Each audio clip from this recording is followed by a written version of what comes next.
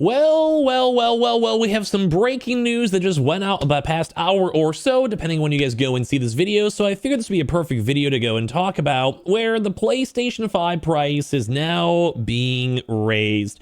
And well, a lot of you guys that are probably watching this video will most likely be in like America, Canada, maybe in the UK, etc. This is not good news. We do not like seeing this, and I'm not happy to report on this news that the PS5 price is about to go and increase even more.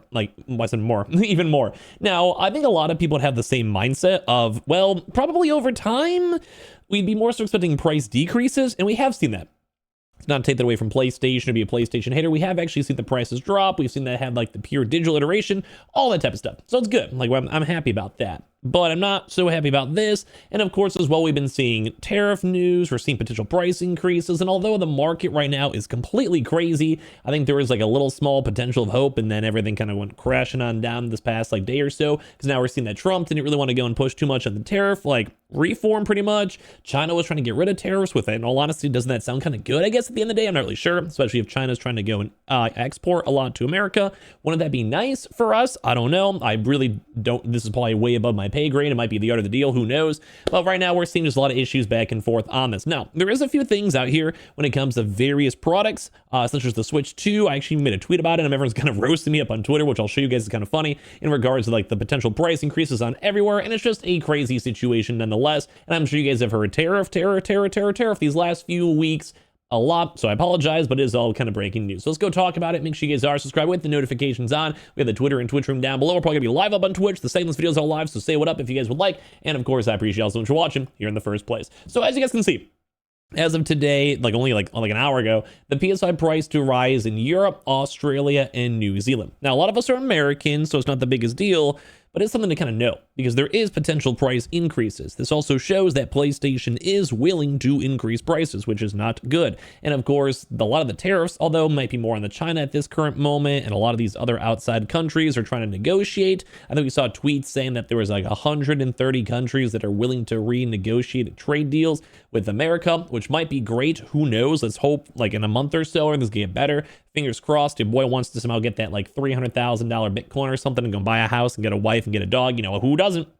This day and age. But either way, we are now seeing also one good thing though is there also will be a disk drive price decrease, which is kind of over needed. A lot of these disk drives have been very expensive. So with the backlog of a challenging economic environment, they're just saying that how it is, including high inflation and fluctuating exchange rates, which was also why they had some price changes as well, maybe about a year ago or so, 8 months ago or so. I forgot exactly when. I just remember I made a video on it where we saw certain countries like Japan actually did increase the prices, and also various like say like European currencies too as well, because we saw it.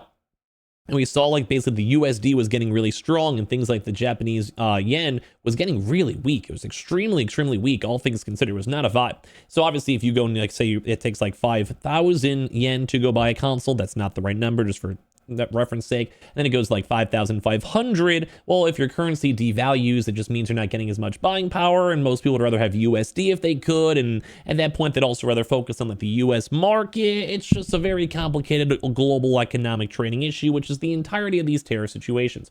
But either way, when it comes to this stuff too, they had to make that tough decision to raise the recommended retail price of the RRP of the PlayStation 5 console in select markets in Europe, Middle East, and Africa, Australia, and also New Zealand. The updated PS5 RRPs are effective as starting of April 14th, with basically no wiggle room out here at all. Showing over here that the PS5 Digital will be going to 500. I believe that's pounds, not euros. I could be wrong. Actually, this might be pounds. This might be euros. I'm American. Don't judge me. It's also in Europe. Why would that not be euros? That makes sense.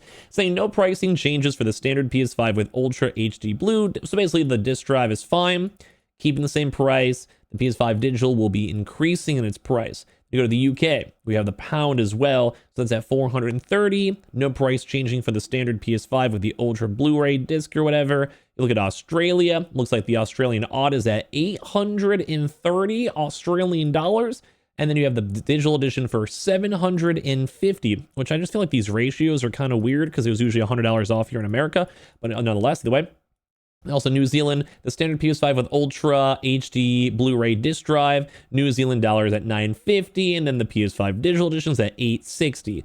So once again, I feel like these numbers are kind of weird. 100 was a pretty standard, but maybe the currency is way bigger. I don't know, maybe it's fine. But this is going to be a price increase for a lot of these products. Now, thankfully, once again, in America, no changes, but that doesn't mean that there won't be a change in the future. Right now, America has a lot of tariff stuff going on, like a lot. As I mentioned, there's like 130, I believe, countries as of right this second that they're all trying to go and kind of fight together to go and see like what they can do. Now, I hope, like, I'm just fingers crossed, and I'm not too political on my channel. I'm try to be very in the middle because there's some good and bad in both ends. But when it comes to right now in the current situation, I do hope that we have like a long-term improvement. I kind of have the idea that right now, like with the debt crisis and everything else kind of looming with the global economy, this is kind of like one of those last ditch efforts to try to like get everything, keep the USD strong, try to keep the entire global economy still kind of hinging on the American dollar. Right now, the American dollar has been somewhat losing its power as a global reserve currency, mainly due to the fact that the yuan itself has been trying to, somewhat mitigate that. We've had a lot of trade deals with like Russia, China,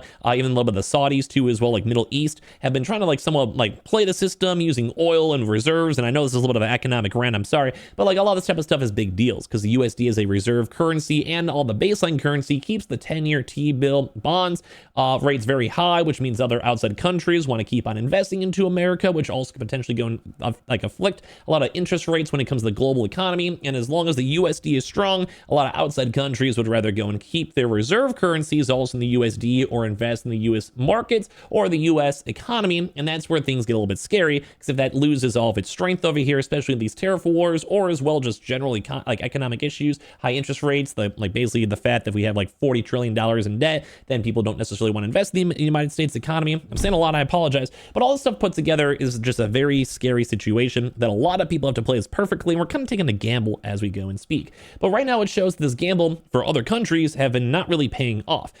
Certain big countries, like look at the Switch. Right now, the Switch pre-orders still in Canada and America are donezo. We have no information on that yet. We're now seeing price increases on things like the PlayStation, which is also scary too as well. We see this type of stuff, which we're at least seeing price decreases on things like the disk drive. Look at this, $80 for Europe, $70 for the pound, Australian dollars 125, New Zealand dollar 140, and this is only for the very first initial wave that's been changed. We did also see PlayStation change all their price points a while ago, and that's why things are crazy. Although a lot of the stuff I think from the PS5 is coming from China, which if we do have all these big China issues, it's gonna be hardcore.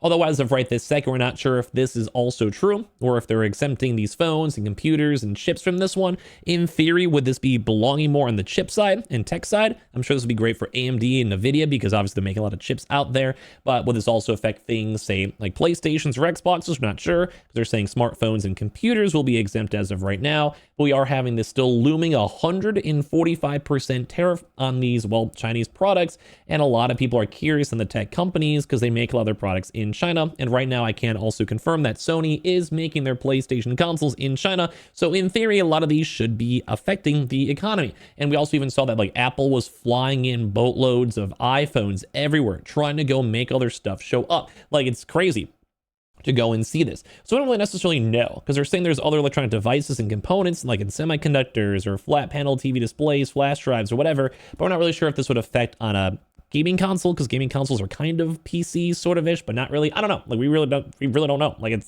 I feel like everything is changing every 6 hours, every 3 hours, we're getting different tweets and information. But nonetheless, the information we got from PlayStation is that, yeah, the prices are now rising. Now, once again, in America, it's fine.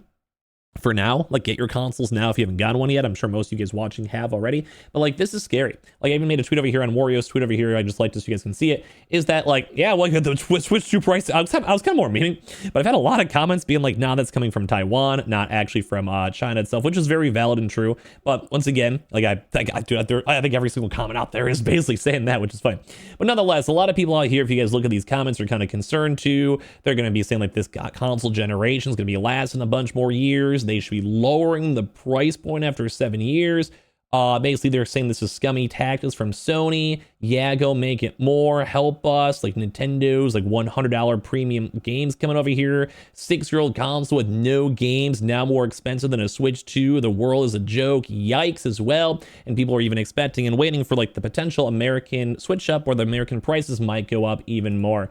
And a lot of people are getting concerned on this. Like we've seen articles everywhere these past weeks saying Nintendo Switch 2 and Sony PS5 likely get price hikes due to tariffs too as well. Just everything out here, our people are concerned. because people are saying you might have to spend $600 on a Switch 2, might have a price increase on this. And although this has not affected the PS5 Pro pricing, they have confirmed that the PS5 Pro will be the same price nonetheless. That doesn't mean it can't change in the future. It doesn't mean America, Canada, Mexico, even China, etc. may not have price increases depending on what happens with this tariff war, and other outside countries are still being very affected by this because we don't know what's going to happen at the end of the day. The end results on tariffs, and companies have to keep on making and producing consoles and products, and we don't know what's going to happen. So right now, a lot of people are in chaos. No one knows what's going on. Give me your thoughts and comments on everything down below. Make sure you guys are subscribed with the notifications on. We have the Twitter and Twitch down below. Probably going to be live up on Twitch very, very soon. So go hang out there if you guys like. I appreciate you all so much for watching here in the first place.